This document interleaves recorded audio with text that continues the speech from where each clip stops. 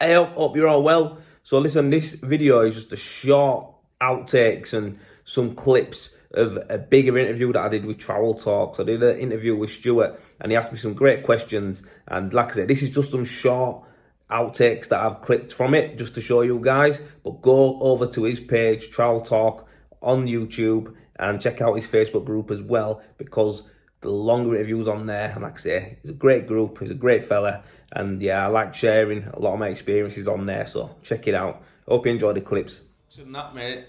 Yeah. Sweet, mate. Now I'll touch there on some of the stuff you've been up to from a very young age. Your first business, Cut Plastering, how you were able to rub it the way you did, tendering for jobs up to 1.4 million quid. Yeah. Now, to the average spread, your average bread and butter sole trader spread, them numbers just blow your head. You think, hang on a minute, he started off like me, come out of his time, plastering, and then he's blew this business up. How did he do it? So everyone's keen to know how you did it. Yeah. But before you sort of tell us about that journey, why plastering? Like, what made you think to yourself, I'm going to become a spread? Was your any of your family members a spread or not? Nah, nothing. No one in my family is even a tradesperson. No one. Okay. No one at all. So it was just one of them things. I'll tell you the truth. I had a mate who I went to school with and I grew up with him, and it was just one of them. Just a young guy. I didn't have a clue what I wanted to do. Obviously, didn't make it as a professional footballer.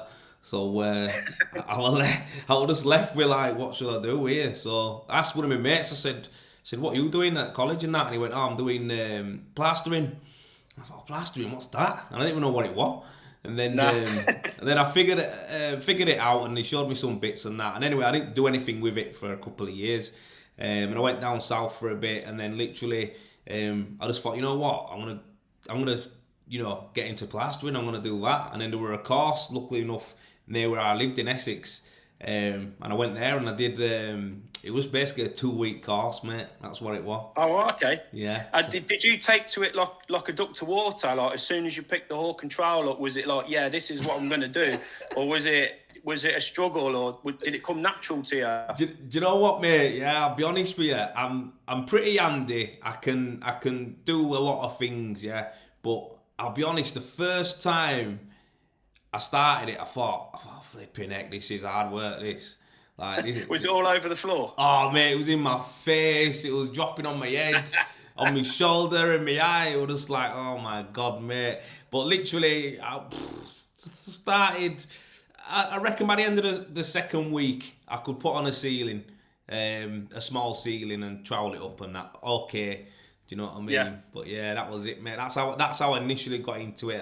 A course called Gold Trowel, it was called. So how did you go from, like, someone that hasn't got a clue about plastering, can barely get it off the hawk, to then growing a business that's tendering for jobs in the region of 1.4 million quid? What did that journey look like? Did it start off with just you and a labourer, and then it built from there, or was it you just jumped in and took loads of lads on? And how did you manage to do it? All right, cool. So before all of that, I actually worked for someone in Leeds called John Rodriguez, and I blagged my first job with him. I blagged it like, I rang around everyone in Leeds telling them, yeah, I'm a plasterer, can I come work with you? And they all said no. I'm thinking, look at that house there, that's a nice house. Like, I want to be plastering that. Do you know what I mean? Like, what are these block of flats going up here? What are they going in there? Plasterers? I didn't even know that it like work like that. And I look and I'm like, bloody hell, I want to be doing that. Do you know what I mean? So, yeah. So it went from there. That's how I got it in my head. Like, I wanted to do them nice big houses and fancy rooms, and not just repairing rubbish old toilet, bathrooms and all that, you know what I mean? Books upstairs, writing notepads upstairs with like the top 30 companies in Yorkshire written down, and I wrote letters to every single one of them. I phoned every single one of them in order that I wanted to work with, and planted all the seeds I needed to plant. Local builders, rang them up, asked them if they had any work. No, we've got a plasterer already. Well, let me send you my information anyway, just in case they let you down one time. And that's literally what I did. I just targeted every single one, and the best ones I targeted all come back to me, and that's how I started getting my work. And when they came back to you and said, all right, Joe, we've got like 4 houses or something, and then you're just you and maybe a couple of lads. Yeah. Did you then think, okay, what I'll do is I'll outsource some of the work and I'll bring in lads that way? Or did you try and keep it in-house as you were growing? Yeah, so at the beginning, right, I wish, right, that I would have kept the first 5 guys who I had working with me, like, because at the beginning of cut plastering, I was so precious and so finicky and tactile with everything that I did. The guys that first come, I was working with them and I was next to them all the time and everything were right. And I just think with a bit of nurturing from me, if I knew how to be a better leader at that time, I think that would have been perfect. Like, I would have not needed anything more. But yeah, it was like we're getting them jobs in and we were doing them, we were turning them out nice. And I'll be honest with you, that was the most profitable time of cut plastering. When you just had the 5 lads. Yeah. That's when I was making the most money, mate. I hear that a lot, you know, as well. And I see it a lot on the group, where it seems to be like a bit of a sweet spot, doesn't it?